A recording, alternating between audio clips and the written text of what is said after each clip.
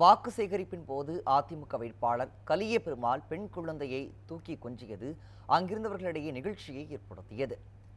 இன்று மாலை 6 மணியுடன் தேர்தல் பிரச்சாரம் முடிவடைய உள்ள நிலையில் அரசியல் கட்சியினர் இறுதிக்கட்ட பரப்புரையை தீவிரப்படுத்தியுள்ளனர். அந்த வகையில் திருவண்ணாமலை அதிமுக வேட்பாளர் கலிய பெருமாள் தென்மாத்தூர், அழகானந்தல், தச்சம்பட்டு உள்ளிட்ட பகுதிகளில் தீவிர வாக்கு சேகரிப்பில் ஈடுபட்டார்.